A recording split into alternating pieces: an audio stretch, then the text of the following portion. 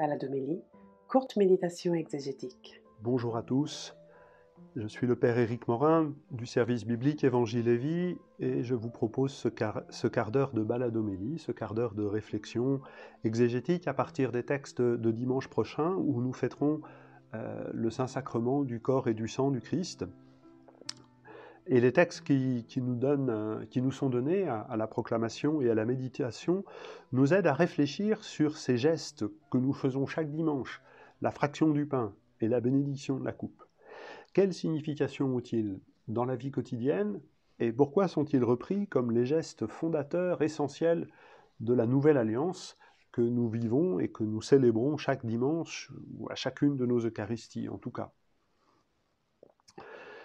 Pour cela, nous avons une première lecture qui vient du livre de la Genèse, un tout petit texte où un inconnu, Melchisédek, vient rompre le pain et bénir et offrir du vin à Abraham, qui ne s'appelle pas encore Abraham, mais Abram, comme c'est bien traduit dans le texte. Et ce geste-là est un geste de foi partagée. Melchisédek et Abraham reconnaissent vivre de la bénédiction du Dieu très haut, lequel délivre des ennemis. C'est une des promesses que Dieu fait à Abraham, la promesse de la terre, la promesse de la descendance et la promesse de la protection. Alors dans quel contexte cela nous est-il raconté ? Tout le chapitre 14 raconte comment justement Abraham a bénéficié de la protection divine alors qu'il part en guerre pour délivrer son neveu Lot, lequel a été pris par un ensemble de batailles qu'il est trop long de raconter ici, mais qui sont parfaitement cohérentes pour essayer de contrôler ce qu'on appelle la route des rois, qui est une route qui se trouve à l'est du Jourdain, en Jordanie actuelle, et qui permet d'aller jusqu'à Damas. Voilà que le pauvre Lot est embringué dans cette aventure, et bien malgré lui, et Abraham va défendre son neveu et obtenir sa libération. Et il passe donc devant cette ville de Salem, qu'on identifie à Jérusalem, et il rencontre donc le roi du lieu, qui est en même temps prêtre du Très-Haut. Le texte, dans sa version hébraïque, est ambigu pour la dernière phrase. Le texte liturgique dit « Et Abraham lui donna le dixième de tout ». En fait, c'est « il lui donna le dixième de tout ». Et grammaticalement, ça peut être soit Melchisédek, qui pour s'assurer la protection de cet homme victorieux contre de nombreux rois, va lui payer un impôt du dixième de tous ses biens, ou bien, et c'est la traduction de la Septante, et donc la traduction de la liturgie, la Septante étant la traduction grecque de la Bible au IIe siècle avant Jésus-Christ, c'est Abraham qui donne la dîme. Bien justement, la Bible, la traduction liturgique a gardé cette interprétation, puisque c'est celle qui va faire florès.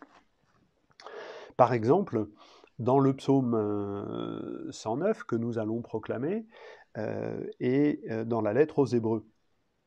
En effet, Melchisédek, dans la tradition juive, va devenir la figure tutélaire du culte à Jérusalem. Et c'est lui qui, à la façon d'un ange, vient protéger le culte que les Juifs offrent au temple, au Seigneur.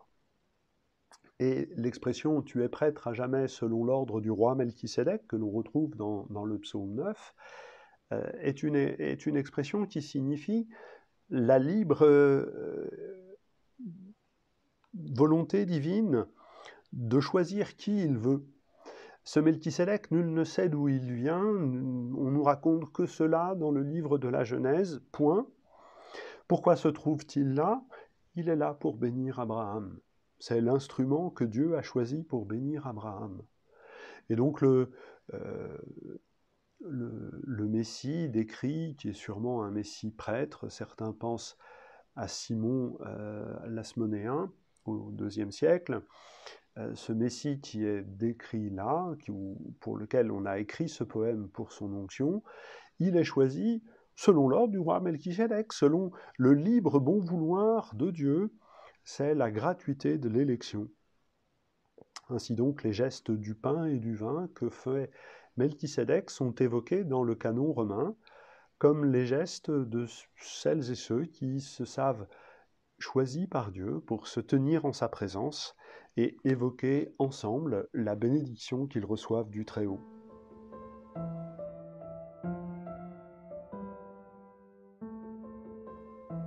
Dans la deuxième lecture de la première lettre aux Corinthiens, au chapitre 11, nous avons le plus ancien récit du dernier repas de Jésus.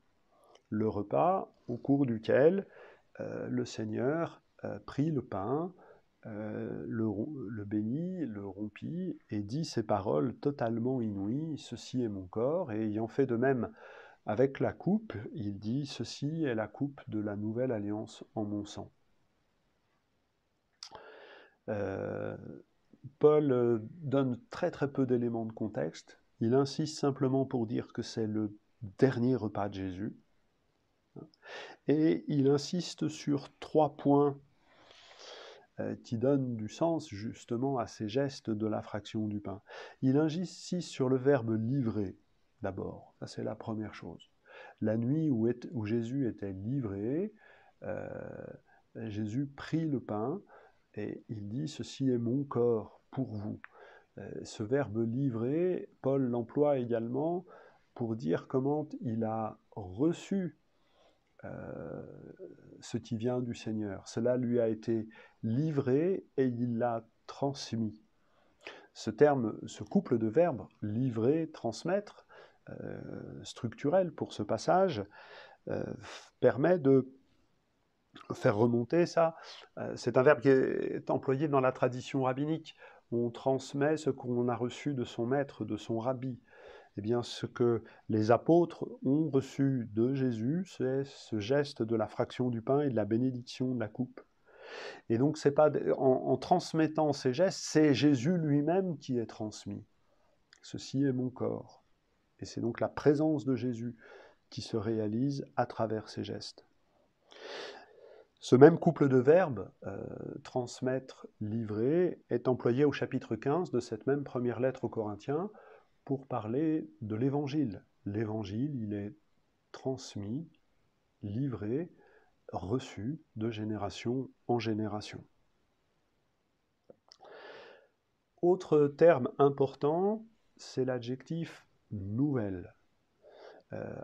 L'alliance qui est scellée par le sang de Jésus est cette nouvelle alliance dont parlait le prophète Jérémie, une alliance qui est caractérisée, entre autres, par l'intimité. Chacun devient un intime du Seigneur. Littéralement, l'expression employée, « tous me connaîtront du plus petit au plus grand ».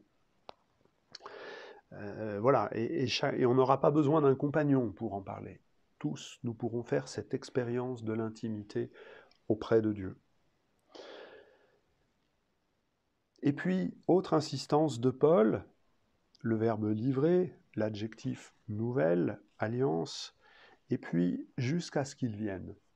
Parce que quand on regarde bien les constructions grammaticales des phrases, l'insistance finale, c'est bien jusqu'à ce qu'il vienne.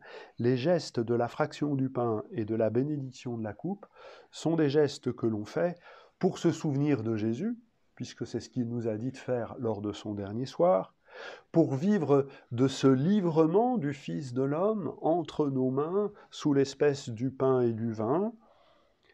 Et donc c'est la dimension présente de la fraction du pain et de la bénédiction de la coupe. Mais aussi, nous faisons cela pour attendre le retour du Christ.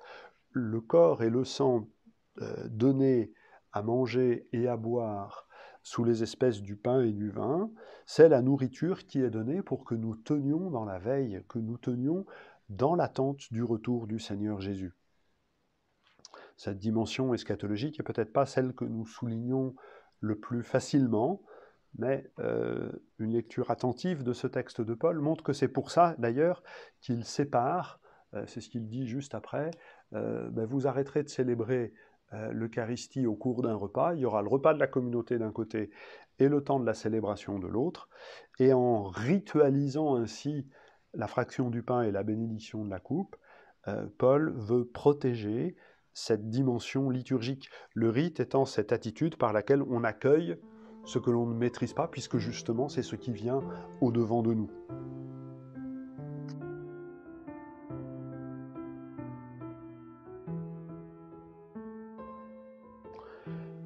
Dans l'Évangile, nous avons un passage qui peut paraître singulier, puisqu'il ne nous parle pas de l'Eucharistie, mais nous avons le miracle de la multiplication des pains, tel qu'il nous est rapporté dans l'Évangile selon saint Luc. Et nous voyons Jésus prendre le pain, bénir, rompre, donner. Cette succession de verbes, c'est exactement la même que celle qu'il y a pour le repas eucharistique. Cela montre une chose, c'est que ces gestes de Jésus lors de son dernier repas furent celui de tous ses repas, parce que ce sont les gestes le plus humains qui soient. Chaque jour, tout être humain se rassemble en famille ou entre amis autour du repas, où l'on prend la nourriture pour laquelle on a travaillé, et donc on bénit, et la bénédiction prononcée par Jésus est celle semblable aux prières que nous prononçons pendant l'offertoire. Tu es béni, Père, Seigneur, Dieu du ciel et de la terre. Nous avons reçu de ta bonté le pain que nous te présentons, le vin que nous te présentons, etc. Et c'est le geste le plus humain qui soit, parce que nous reconnaissons que le pain que nous partageons, il est à la fois le fruit du travail des hommes, nos frères et sœurs, mais il est également le fruit de la bénédiction de Dieu. Le pain et le vin que nous partageons sont le fruit de la bénédiction divine et du travail des hommes. Et ces êtres humains ne peuvent pas manger seuls, ils sont obligés de travailler ensemble pour pouvoir produire le pain. La vache devant la prairie est capable de se nourrir. Je suis incapable de manger du pain si vous me laissez seul face à un champ de blé, pour autant que je reconnaisse le blé d'ailleurs. Et donc, prendre le pain, bénir, ce sont des gestes qui disent, expriment, célèbrent, accomplissent notre humanité. Rompre et partager, c'est se rendre totalement dépendant du frère sans lequel je ne peux manger. Rompre, prendre, bénir, rompre, donner, sont 4 verbes qui disent la plénitude de l'humanité de Jésus, qui avait sa manière à lui de vivre ces gestes-là. On nous raconte que les disciples d'Emmaüs le reconnurent à la fraction du pain, eux qui n'étaient pas à la scène, eh ben, c'est que Jésus avait sa manière de faire. Il y avait quelque chose à voir quand Jésus prenait le pain et qui faisait ces gestes-là. On sait également, notamment par quelques petits fragments dans les manuscrits de la Mère Morte, que ces gestes-là étaient vécus comme des gestes exprimant l'attente eschatologique, l'attente du royaume. Ces gestes ordinaires et en même temps si personnels de la part de Jésus sont également une profession de foi. Le royaume de Dieu, c'est le moment où chacun aura sa part et sa place, exactement comme le maître du repas qui prend le pain et la coupe, qui bénit, qui rompt, qui donne en partage, donne sa place et sa part à chacun. C'est ainsi que nous serons accueillis dans le royaume par des gestes qui nous permettront de recouvrer chacun notre part et notre place. Le récit évangélique se termine en parlant des 12 corbeilles qui restent, 12 comme les 12 tribus d'Israël. Ces 12 corbeilles sont le signe que par ce geste de la fraction du pain et de la bénédiction de la coupe, que Jésus remplira de manière totalement inouïe au dernier repas par les paroles que Paul nous rapporte dans la deuxième lecture, ces gestes-là, ces gestes de la fraction du pain et de la bénédiction de la coupe, sont des gestes qui veulent renouveler Israël. Renouveler Israël dans l'alliance, pour que le peuple de Dieu puisse vivre lui-même ces 4 gestes-là comme les 4 gestes qui accomplissent son existence. C'est ce que nous célébrons dans cette fête du corps et du sang du Christ. Nous avons ces gestes de la bénédiction qui constitue l'essence même de notre rassemblement eucharistique chaque dimanche. Le temps eucharistique, après la liturgie de la parole, repose sur ces 4 temps. Il y a le temps où l'on prend le pain et la coupe et on les pose sur l'autel, c'est l'offertoire. Il y a le temps de la bénédiction, c'est la prière eucharistique. Il y a le temps de la fraction du pain, l'agneau de Dieu et le Notre Père. Et puis il y a le temps de la distribution même de la des espèces à la communauté. La communion au corps et au sang du Christ transforme la communauté, qui peut alors recevoir l'ordre « Donnez-leur vous-même à manger ». Par ces 4 gestes de la fraction du pain et de la bénédiction de la coupe, Jésus permet à son Église de retrouver la force de donner pour que chacun ait sa part et sa place aujourd'hui et dans le royaume de Dieu. Je vous souhaite à tous et à chacun une belle fête du corps et du sang du Christ. Sûrement y aura-t-il dans nombre de nos communautés des premières communions célébrées.